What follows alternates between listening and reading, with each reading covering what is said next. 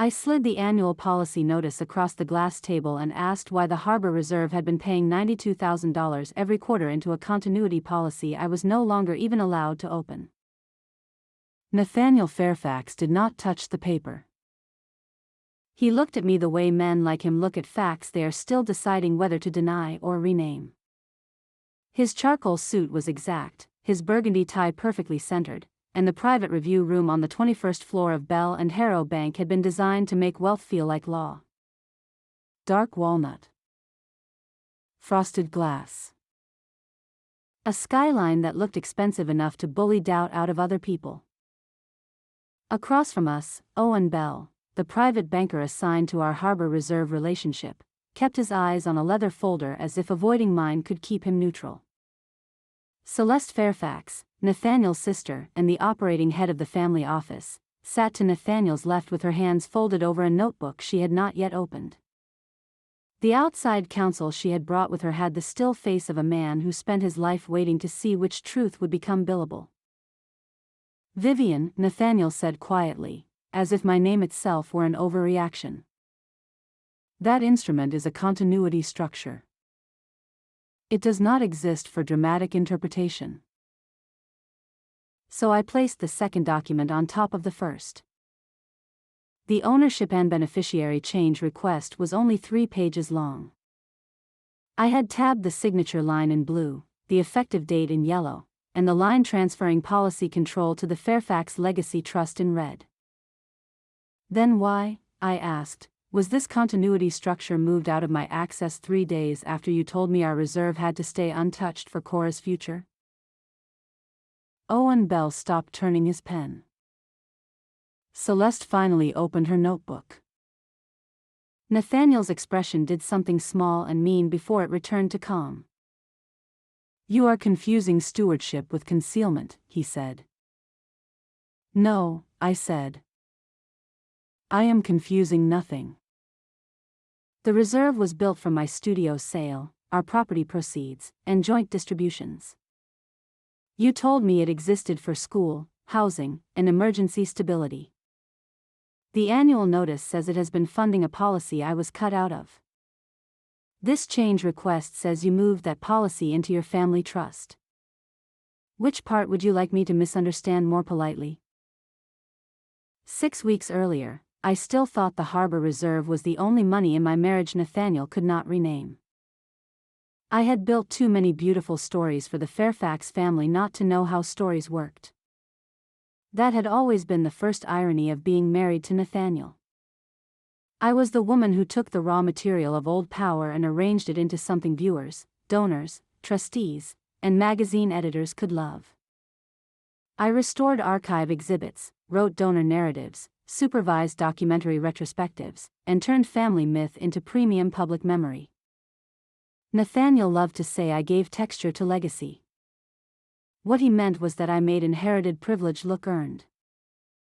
When we married, I was still majority owner of a documentary studio I had built in my early 30s with 2 friends and 1 reckless bank loan.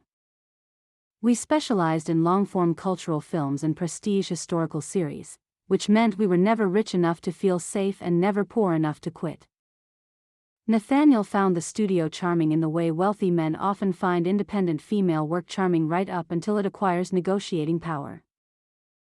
The Harbor Reserve came 2 years into the marriage, after I sold my stake in the studio to a global nonfiction company that wanted our library and our team.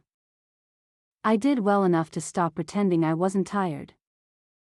Nathaniel suggested that instead of scattering the proceeds across 5 separate accounts, we create a clean reserve attached to our family plan. "Not family office money," he had said then. "Ours. Something liquid. Something protected from headlines, from volatility, from other people's priorities." At the time, Fairfax Media was absorbing 3 ugly quarters in a row. Advertising had softened. One streaming partner had pulled out of a prestige history bundle. A labor fight inside one of the regional news divisions had turned ugly enough that commentators were using the word dynastic like it was an accusation instead of a feature. Nathaniel, who inherited the public face of the family but not the older generation's patience for embarrassment, had started moving through our house like a man holding too many silent alarms in his chest. I believed him when he said he wanted one clean account that belonged to the life we were building, not the machine he was born into. So I put a large portion of my sale proceeds into the harbor reserve. We added profits from the sale of a smaller Tribeca apartment we no longer used. Quarterly marital distributions from a licensing block went there too. The stated purpose was simple enough to say in one breath: Cora's school security, brownstone carrying costs, emergency family stability, and any future circumstance in which private leverage mattered more than public appearances. Cora was 8 then, serious-eyed and observant, with Nathaniel's patience and my habit of listening harder than people expected. She was not my biological daughter, though after 5 years in her life and 3 years of marriage I had stopped using any qualifier in my own mind. Her mother had died when Cora was 3. Nathaniel had once told me that seeing me with her was what made marriage feel possible again. Much later I understood how convenient it was for a man like him to let love and trust keep sharing a room long after they stopped meaning the same thing.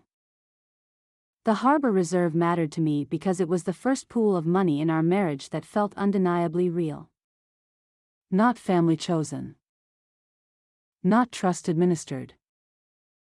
Not narrated into abstraction. Money with clean source documents.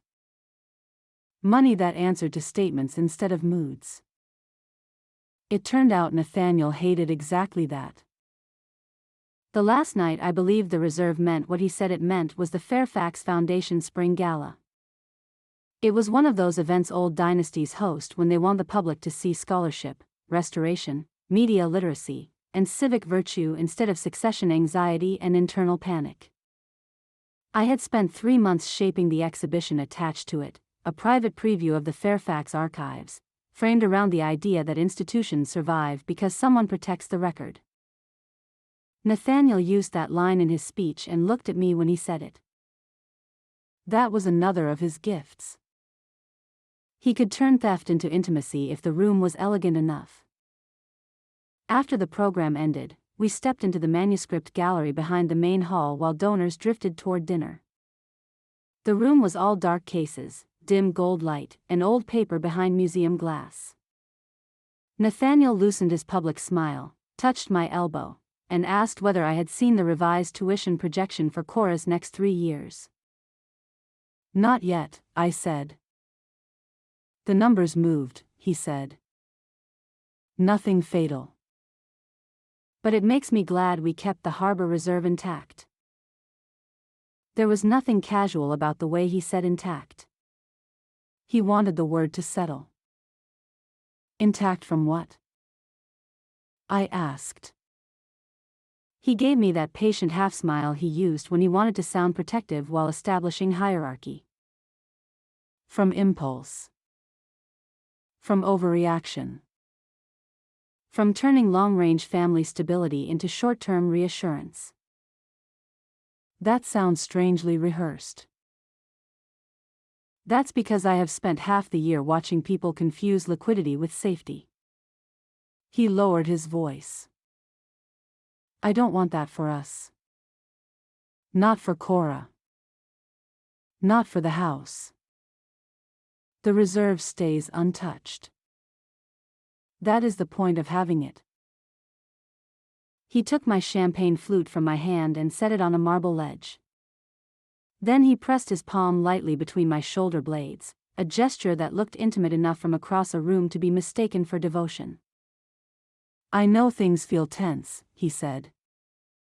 But the reserve is the one part of our life no one touches. Not the board. Not the family office. Not even me without reason. I looked at him then, really looked, and chose to hear promise instead of warning. He kissed my temple in the dark reflection of a display case containing a founder's correspondence and added, "Continuity is only cruel when people confuse it with exclusion." I am trying to prevent that. I remember that sentence because later I wanted to know whether I had missed the lie or whether the lie had simply been prettier than I was prepared to survive. The annual policy notice arrived 19 days after the gala in a cream envelope addressed to both of us at the brownstone. Bell and Harrow Bank appeared in the upper left corner, and below it a separate line named Fairfax Legacy Insurance Administration. I almost set it aside with the other routine documents. Most family office mail looked important and meant nothing. Schedules. Charitable board minutes. Tax confirmations. Carefully phrased notices that turned life into filing behavior. But the amount on the first page caught my eye. Quarterly premium due, $92,000. I read the line below it twice. Policy, Continuity Preservation Instrument, Fairfax Legacy Trust. I had never heard that name before. I went to the second page and found a debit instruction summary tied to an account ending in the same 4 digits as the Harbor Reserve. The notice was not a prospectus, not a pitch deck, and not a technical disclosure. It was brutally simple. Premium received from designated reserve account. Next premium scheduled. Online access change effective. Beneficiary and ownership confirmations available in portal. I opened my banking app first because I still wanted coincidence to be possible. There it was. For quarterly debits, each one routed out of the Harbor Reserve through a coded premium payment line I had never examined closely because the reserve had enough movement each quarter to hide one more official-looking withdrawal. The first debit had hit less than 3 weeks after the gala. The second landed the month Nathaniel told me the reserve had to remain untouched because of Cora's school planning. The third posted the same week we argued over whether the family office should be allowed to review Brownstone's staffing budgets. The fourth had cleared 8 days earlier. I called the number on the notice. A polite man named Grant Holloway answered and asked for the policy number. I gave it to him, then answered enough identity questions to prove I was not inventing my own name. There was a pause. Keyboard sounds. Another pause. Mrs. Fairfax, he said at last, your view privileges are currently inactive on this instrument. Inactive since when? I can't disclose internal administration notes without active authorization. The notice was sent to my house. The notice was sent to the policy contact address on file. The policy is being paid with my joint account. I understand this is frustrating. I did not ask whether it was frustrating. Another pause. If you would like to request restored access, he said, that needs to come through the authorized office. Which office? Fairfax Legacy Administration. I ended the call before I said something that would have made me sound exactly the way Celeste always hoped I would sound when paper started to expose them, emotional, imprecise, and therefore easy to outvote. Nathaniel came home after 8 that night, carrying the chill of rain and city exhaust on his coat. He found the notice, the bank statements, and a notepad full of dates spread across the dining room table. He stood there for a second too long before speaking. Where did that come from? The mail, I said. An old and vulgar delivery system. Apparently even the Fairfax family office still uses it. He set his keys down. You opened that? Should I only open documents after they have been emotionally approved by your sister? Vivian. No. Start where I am. Why is the Harbor Reserve paying this policy? He looked at the notice, not startled, just irritated by sequence. The wrong paper had arrived at the wrong stage of concealment. It's a continuity instrument, he said. A privately managed protection structure. For whom? For the family. Which family? He let out a slow breath like a man who could not believe he had to define architecture to someone standing inside it. The Fairfax Trust ecosystem doesn't treat everything as a husband-wife retail account. Some structures protect long-term obligations that sit beyond any one person's immediate feelings. Immediate feelings, I repeated. That is what you call $92,000 premium withdrawals from a joint reserve? I call it not mistaking a summary notice for the whole strategy. Then explain the whole strategy. He reached for the notice. I put my hand on it first. No, I said. Explain without rearranging the evidence. His face changed then, not much, but enough. Nathaniel rarely raised his voice. He preferred contempt wrapped in calm because it left less residue in a room. He sat down opposite me and linked his hands together. The Harbor Reserve exists because lives like ours need instruments ordinary people don't spend time understanding. Continuity planning is part of that. You told me the reserve stayed untouched. I told you it stayed protected. Those are not synonyms. They are when the withdrawal serves the reason the reserve exists. And what reason is that? Cora, he said immediately. Household stability. Event insulation if something happens. Something like what? Death. Litigation. Public disruption. Governance shocks. Then why was my portal access revoked? That was the first question that landed. His gaze flickered, just once, toward the bank statements. Because these structures are often administered through restricted channels. Restricted from the person whose money is paying for them? Restricted from chaos. I laughed then, not because anything was funny, but because he sounded so sincere. That was always the danger with Nathaniel. He rarely lied in a way that felt theatrical. He lied like a curator labeling a false painting with perfect typography. You keep using words that mean one thing in this house and another thing in daylight, I said. Protected. Continuity. Stability. Restricted.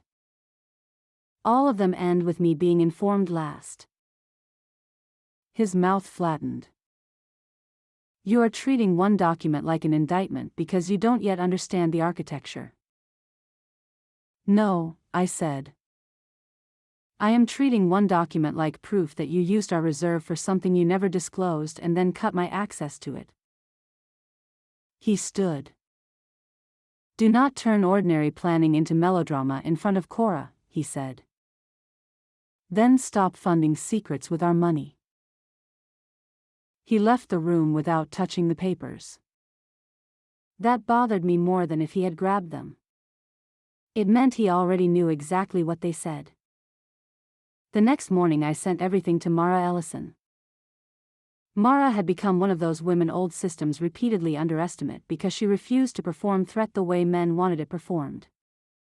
She was warm without being soft, amused without being unserious, and disciplined enough to treat a document like a confession if that was what it had become. She came by the brownstone just before noon wearing a navy trench coat and carrying an umbrella that made her look like she had walked out of a smarter version of bad weather than the rest of us. We sat in the library at the back of the house while rain tapped the courtyard glass. She read the notice first, then the bank statements, then my handwritten date sequence. She did not speak until she had finished all three. This isn't an insurance problem, she said. I know. Good. Because if you let them make it an insurance problem, they'll win on vocabulary before you even reach motive. Then what is it? She tapped the reserve debits with one finger. It's a marriage control problem. He told you the reserve existed for stability. Stability, in wife translation, means the money that keeps you from being trapped. Instead, he's been using it to fund an instrument owned somewhere else, with access managed somewhere else, for purposes defined somewhere else. He says it protects Cora. Maybe it mentions Cora. That's not the same thing. She looked up at me. What matters emotionally is this: the money you thought could protect your life has been recruited into protecting his version of life after you stop being convenient. That sentence did more damage than the notice. Because it was true. Mara asked whether I had reserve onboarding documents from when the account was created. I told her I probably did. I kept almost everything. Years of archive work had trained me to trust paper more than memory, not because memory was weak, but because memory could be humiliated in rooms where paper could not. We found the original reserve binder in the downstairs office behind 3 newer budget files and an absurdly expensive leather portfolio Nathaniel had never used. The onboarding summary from Bell and Harrow described the Harbor Reserve as a dual-purpose liquidity account for educational support, residence costs, and contingency needs. Nothing about continuity policies. Nothing about trust-owned instruments. Nothing authorizing reserve-fed insurance under unilateral family office administration. There was also an email printout from Owen Bell to both of us, sent the week the reserve opened, describing the account as a clean, flexible pool for direct family needs, protected from operating noise. Protected from operating noise. I sat there looking at the sentence until I felt something inside me finish hardening. He knew exactly what language would calm you, Mara said. He knows exactly what language I'm trained to believe. She nodded. Then stop listening to language and start following authorizations. That afternoon I logged into the reserve portal and downloaded 18 months of activity. The premium debits were consistent, deliberate, and perfectly positioned to disappear inside legitimate movement. School tuition. Brownstone payroll. Renovation retainers. Property tax. Then, every quarter, a transfer code to Legacy Insurance Administration. I built the sequence into a simple spreadsheet because numbers become more obscene when lined up politely. The total paid from the Harbor Reserve to the policy over 4 quarters was $368,000. $368,000. Almost exactly what we had set aside as a 2-year fallback cushion if Cora's school costs rose and I ever needed to live without Nathaniel's discretionary kindness. That night Celeste called. She rarely called unless optics mattered. "Vivian," she said smoothly, "Owen mentioned you had questions about a continuity instrument." Questions is generous. Then perhaps concerns. My concern is that the Harbor Reserve is paying for a policy I wasn't told about. You are overstating your exclusion. Am I? Grant Holloway says my view privileges are inactive. Because policy administration moved into restricted handling. Restricted from me. Restricted to appropriate channels. The money is mine. The money is marital, she corrected. And because it is marital, it sometimes supports structures beyond personal preference. That was the Fairfax method. Reduce intimacy to classification. Replace betrayal with governance. If a woman objected, call her attached to the wrong level of the map. Send me the authorizing documents, I said. I don't think that's useful until emotion comes down. Emotion isn't the obstacle. Vivian, Cora starts fall term planning next week. The Brownstone staffing budget is under review. Nathaniel is carrying enough external pressure without domestic escalation.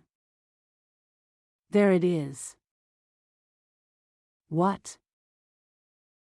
The move where my request for paper becomes a threat to household peace. She was silent long enough to sound annoyed. No one is threatening you, she said.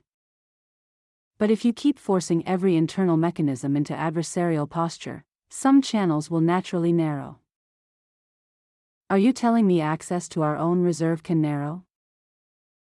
I'm telling you institutions don't respond well to panic.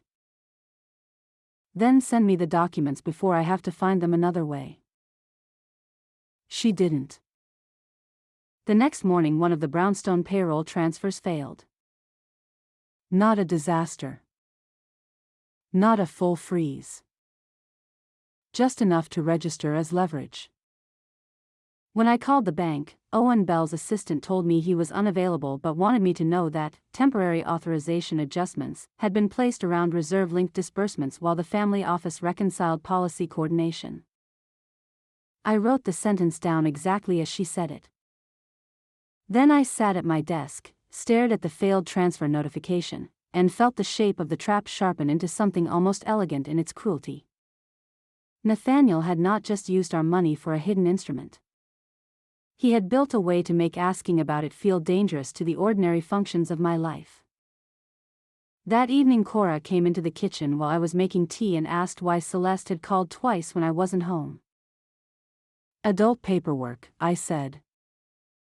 She leaned against the counter and studied me with that devastating, careful intelligence children sometimes bring to rooms where truth has changed shape. Is it about the money account? She asked. I looked at her. Why do you ask that? Because Dad said the money account has to stay quiet. My hand tightened around the kettle handle. When did he say that? Yesterday. I asked if we were still going to the Cape in August and he said everybody needed to help keep the money account quiet for a while because too many people make things noisy when they don't understand them. Children always hear the worldview beneath the sentence. I knelt in front of her. You don't need to keep adults' secrets for anyone, I said. I know, she said. Then, after a pause, I just don't like when he talks like the room belongs to him. Out of all the damage Nathaniel had done, that was the sentence that sent me to the bathroom to cry where no one could hear me. Not because Cora was afraid. Because she was accurate. The following day Mara got us the one thing Bell and Harrow had clearly hoped we would be too polite to force, a premium source ledger review request tied to the reserve onboarding terms. Once the bank had to answer under its own original account documentation, the room changed. Not morally. Institutions do not grow consciences on command. But process sometimes becomes useful when you shove the right paper under it. Owen agreed to a meeting. He did not agree to Nathaniel being absent, which told me the bank still believed family prestige might settle what documentation had disturbed. Before that meeting happened, one more file surfaced. Not because anyone volunteered it. Because I went looking where Nathaniel assumed I had stopped paying attention.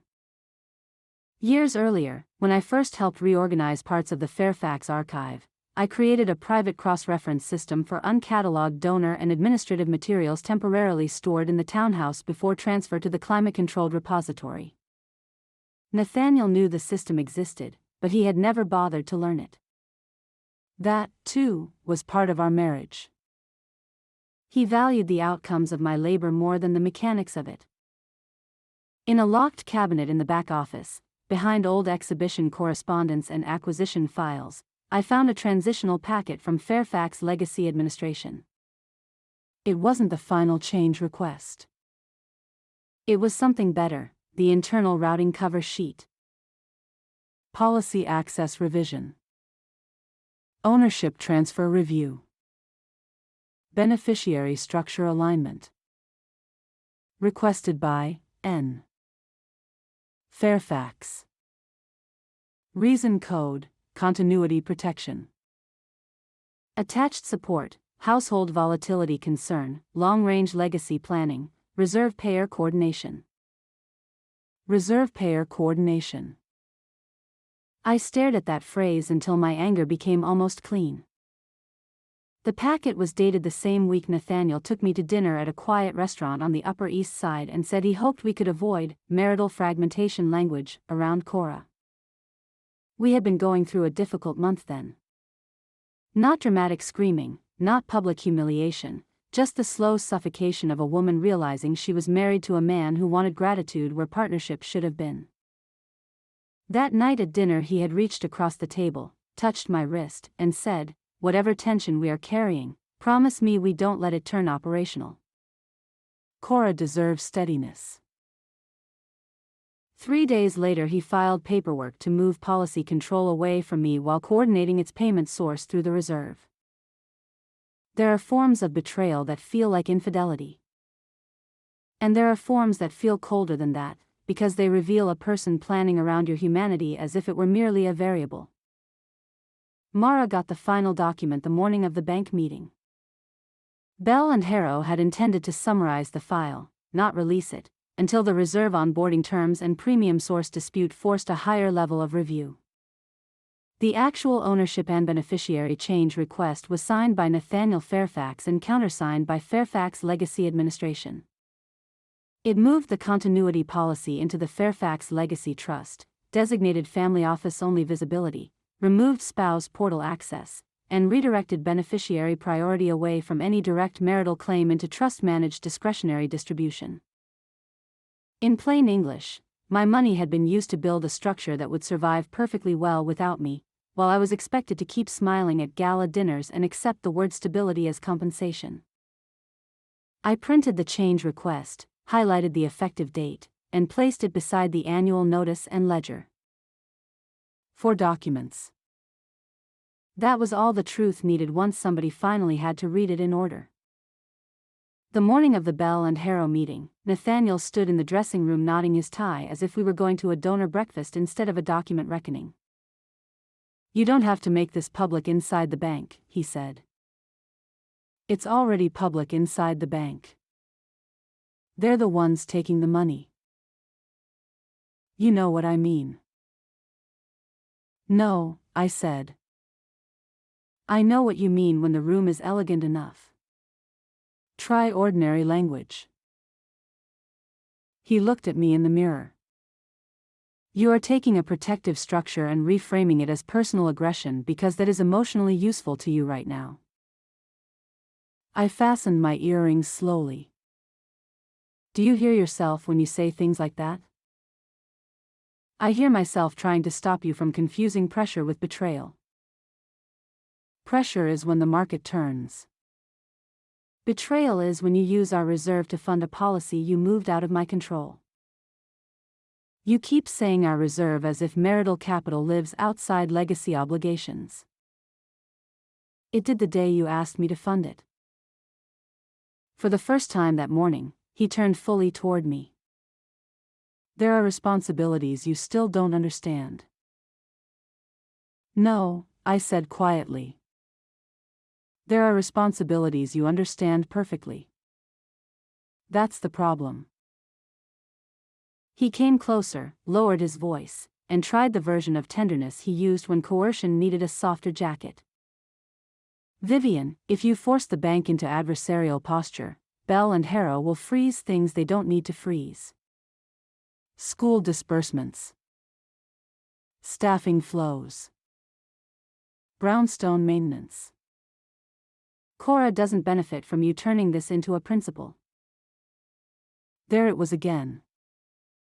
The move from secrecy to child leverage.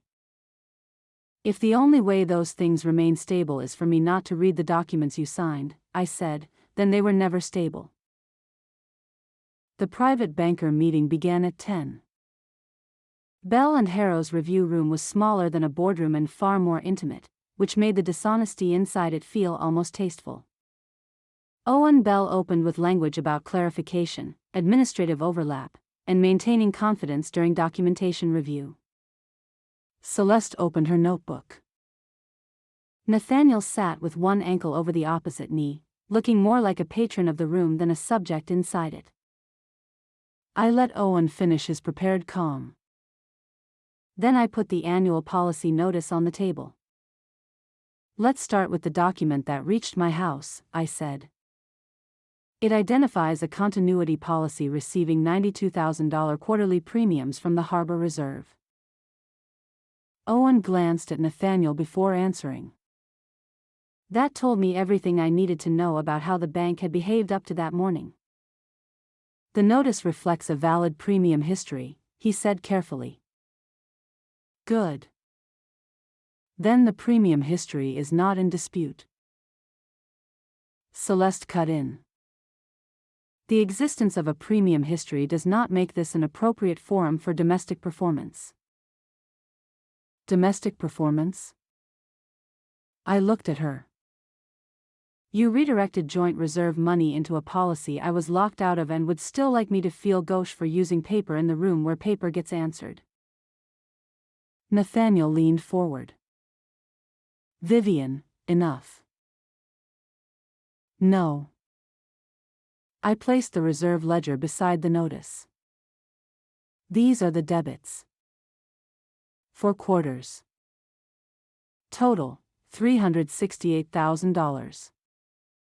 The Harbor Reserve onboarding summary describes the account as a direct family liquidity pool for school, housing, and contingency needs. Show me where continuity policy funding under unilateral family office administration is disclosed. Owen Bell said nothing. The outside counsel finally opened his folder. Mrs. Fairfax, he began, many complex families use layered structures. Don't tell me about many families, I said. Tell me about this one. Tell me why the reserve payer and the access holder became different people without disclosure. Silence. Then I added the third document. This routing sheet was prepared before I ever received the notice. Requested by Nathaniel Fairfax. Reason code, continuity protection. Support line, reserve payer coordination. Nathaniel's jaw tightened. That document is incomplete. Is the phrase yours? The phrase is administrative. Everything becomes administrative when you want it to stop sounding personal. Celeste closed her notebook. You went through restricted files. You went through my money. That landed harder than I expected. Owen actually looked up. I put the fourth document down last. The ownership and beneficiary change request was suddenly the only thing in the room anyone could really see. This is the final request, I said. Filed 3 days after Nathaniel asked me to keep things stable for Cora and stop turning tension operational. It transfers policy control to the Fairfax Legacy Trust, removes spouse portal access, and reclassifies beneficiary rights into trust discretion. I turned to Owen Bell. Was Bell and Harrow aware that the payer account tied to this policy was a joint reserve represented to both account holders as direct family liquidity? He swallowed once. The bank was aware the reserve served marital and household functions. That is not the question I asked. He looked at the papers in front of him, then finally answered like a man who understood the room was no longer socially shielded. The bank was aware the reserve was jointly funded and jointly titled. Was I informed, before this transfer, that my jointly funded reserve was paying for a restricted policy I could no longer view? No, he said. Nathaniel spoke immediately. Because the instrument existed for broader continuity obligations than broader than your wife? I asked. Broader than one person's reaction. My reaction is not what funded it. The outside counsel tried once more. This may still be curable through clarification rather than formal challenge. Wonderful, I said. Clarify this. Do further premium debits continue today, yes or no? Owen Bell straightened in his chair. Under current review, I am prepared to place an immediate hold on future reserve-linked premium disbursements pending authorization analysis. Nathaniel turned to him. That is unnecessary. It is absolutely necessary, I said. Owen looked between us, then chose the only side the documents still made respectable. Given the joint title issue, the payer-source mismatch, and the access restriction, the hold is appropriate. Celeste's voice cooled several degrees. Bell and Harrow should be careful not to let emotional framing distort a legitimate family continuity structure. I answered before Owen could. I am not emotional because I found the papers. I am emotional because the papers say exactly what I thought they would never say. Then I turned back to Nathaniel. You told me the reserve stayed untouched for Cora. You told me no one touched it without reason. You told me continuity was protection, not exclusion. All 4 documents say otherwise. So let's stop pretending this is a misunderstanding. You used our money to fund a structure you moved out of my control and expected the family office to make my questions look irresponsible. For the first time since the meeting began, his calm broke visibly. Not with volume. With contempt. You still think private life can be managed like a documentary, he said. One narrative thread, one reveal, one moral resolution. Real families survive because someone makes decisions before everyone else is ready for them. No, I said. Real families survive because the people inside them are not treated like external risk. He leaned back, looked at the skyline, and shook his head once. You would rather feel wronged than protected. Protected by what? I asked. A policy I wasn't allowed to open? Money I wasn't supposed to notice leaving? A trust you could define after I asked the wrong question? His silence then was the closest thing to truth he had given me all month. Owen cleared his throat. Here is what happens next, he said, and now he sounded like a banker instead of a Fairfax accessory. Further premium disbursements from the Harbor Reserve are frozen effective immediately. The reserve will be segregated for review. Any continued policy funding must come from a payer source with uncontested authorization. The ownership and beneficiary transfer will be flagged for documentation challenge due to the joint source dispute. Celeste started to object. He kept going. Additionally, reserve-linked household and educational disbursements will be separated from family office discretionary coordination until the review is complete. That mattered almost as much as the policy hold. No more using Cora's school or my house as a quiet punishment for reading. Nathaniel turned toward me slowly. Are you satisfied now? It was such a revealing question. Not are you secure? Not do you understand? Not what do you need? Are you satisfied now? As if the real offense had always been my refusal to remain hungry in the right way. No, I said. Satisfied would have been you telling the truth before I had to drag it into daylight. The meeting ended without anything dramatic enough for outside gossip. No shouting. No slammed doors. No donors peeking through frosted glass. Just papers, signatures, holds, and the particular silence that falls when powerful people realize the record has stopped flattering them. Nathaniel left first with Celeste and the outside counsel. He did not look back. That, too, was information. Men like him only perform sorrow when the audience is useful. Owen stayed behind to outline the administrative freeze. He avoided apology, which I respected more than fake regret. Institutions rarely deserve the relief of sounding human after they have hidden inside procedure.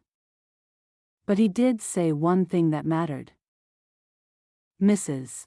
Fairfax, the account setup should have triggered a higher level of disclosure before those debits continued. Should have? I asked. He held my gaze for the first time that day. Yes. It wasn't justice. But it was record. When I got back to the brownstone, Cora was in the breakfast room drawing city skylines with impossible pink sunsets over them. She looked up and asked, "Did the money room stop acting weird?" I laughed before I could stop myself. "Yes," I said. "The money room stopped acting weird." "Good," she said, and went back to drawing. Children know when the weather in a house has changed. They do not always need the forecast. Over the next 2 weeks, the Harbor Reserve was formally segregated under outside review. The premium hold stayed in place. Bell and Harrow required independent authorization before any policy-related payment could move again. The Fairfax Legacy Trust had to defend the transfer on paper instead of aura. Cora's school disbursements were rerouted away from family office discretion. The brownstone staffing flows were restored without commentary, which was the closest Celeste would ever come to admitting abuse of process. Nathaniel and I spoke only when Cora's schedule required it or counsel made it unavoidable. He never apologized. That would have required him to believe the central harm was what he did, not the inconvenience created when I proved it. But something had shifted more usefully than apology. He could no longer pretend his version of reality was self-executing. The Fairfax family had spent generations mastering a particular kind of hospitality, the art of making people feel held while ownership remained elsewhere. Hotels. Museums. Foundations. Archive wings. Donor rooms. Beautiful environments where everyone was invited to feel safe inside structures that did not belong to them. For a long time, I thought my marriage was the exception to that rule. It wasn't. It was the purest expression of it. Nathaniel had given me affection, status, elegant rooms, and well-staged promises. He had even given me responsibility. What he had not meant to give me was enforceable ground. The annual policy notice changed that because it let me stop arguing about intention and start arguing about money, access, authorization, and sequence. It let me stop asking whether he loved me enough and start asking whether the paper matched the promise. That is the kind of question systems fear most. Not because it is loud. Because it is teachable. Months later, when someone asked whether I regretted forcing the issue, I thought about the Harbor Reserve ledger, the policy notice, the failed payroll transfer, and Cora saying she didn't like when Nathaniel talked like the room belonged to him. Regret was not the word. What I felt was relief. Relief that the money had stopped disappearing under better nouns. Relief that Cora's school and our house had been pulled out of the family office's mood. Relief that I no longer had to live inside the exhausting split between what Nathaniel said safety meant and what safety actually required. He called it continuity. I made the record call it my money.